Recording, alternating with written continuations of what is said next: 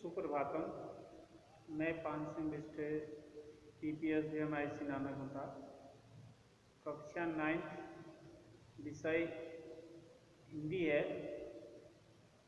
हिंदी में आपका काव्य खंड चल रहा है। इसमें प्रकरण है आपका चंद्रगहना से लौटती बेर। इसके लेखक हैं आपके केदारनाथ अग्रवाल।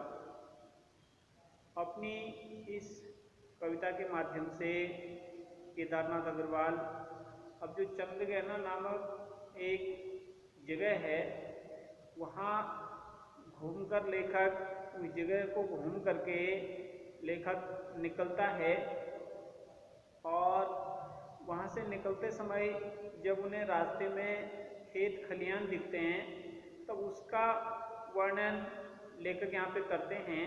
उस प्राकृतिक दृश्य का वर्णन लेखक यहाँ पे कहते हैं। अब इसमें लेखक ने प्रकृति का वर्णन किया है, यानी एक किसान के खेत में जो विभिन्न प्रकार की फसलें उगाई जाती हैं उसका वर्णन यहाँ पे लेखक कर रहे हैं। अब जैसे इसका प्रसंग है, चंद्रगहना नामक एक गांव से लौटते वक्त लेखक को खेत में हरी फसल दिखती है और उस फसल का मनमोहक चित्रण लेखक यहाँ पे कर रहे हैं। अब कविता की पंक्तियां हैं। देख आया चंद्रगहना, देखता हूँ दृश्य अब मैं पर इस खेत की बैठा अकेला, एक बीते के बराबर यह हरा ठिगना चना, बांधे मुरेठा शीश पर छोटे गुलाबी फूल का। अब इस कविता में लेखक जो चंद्रगहना नामक स्थान है वहाँ से लौटते हुए लेखक को गेहूं के खेत उसमें दिखाई देते हैं, यानी गेहूं बोया हुआ है। उसके बाद उसके साथ में चना भी बोया हुआ है और चने को बोए हुए लगभग एक सप्ताह का समय भी, यानी बीते के बराबर का मतलब होता है एक सप्ताह का समय उस फसल को बोए हुए हुआ है।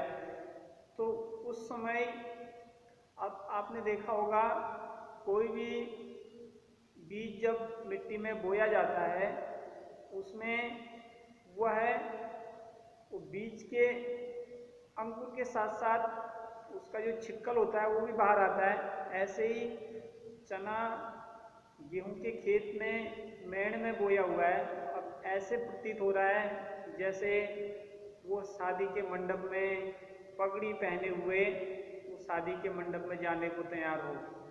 तो इसी में लेखक कहता है, मैं चंद्रगहना नामक गांव को देखकर आ रहा हूँ और खेतों की मेड़ पर जो चना जो है अकेला वो बैठा हुआ प्रतीत हो रहा है। कवि ने यहाँ पे चने को देख करके उसके सौंदर्य का वर्णन यहाँ पर किया हुआ है और उसमें लेखक कहता है एक बीते के बराबर। अब चना को बोए हुए लगभग एक सप्ताह का समय हुआ है, उसके बाद वो बीज निकल करके बाहर आया है। तो इसीलिए कह रहे हैं एक बीते के बराबर, यानी उस चने के पौधे को हुए हैं और जिसमें गुलाबी फूल आ चुके हैं, यानी ठिगना चना, यानी एक बीते के बराबर यह हरा ठिगना चना, यानी ठिगना मीन्स होता है बौना, यानी बौने कलर का, यानी जिसकी लंबाई कम होती है। बांधे मुरेठा सीट पर, यानी अपने सिर पर ऐसे पगड़ी बांधे हुए हैं जैसे वो शादी के मंडप में जाने को तैयार होता हो।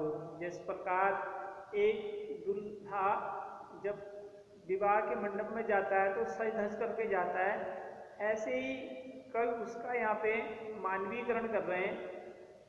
मानवीकरण में चने को जो है उन्होंने एक दूल्हे का रूप दिया है, इसीलिए बांधे मुरेठा शीश पर, अपने सिर पर पगड़ी बांधे हुए हैं छोटे गुलाबी फूल का, यानी छोटे गुलाबी फूल का वह हरा चने का पौधा जैसे सज धज करके यानी शादी के मंडप में जाने के लिए क्या है वो खड़ा हुआ है। इस वीडियो में इतना ही पढ़ेंगे, शेष फिर अगले वीडियो में पढ़ेंगे। धन्यवाद।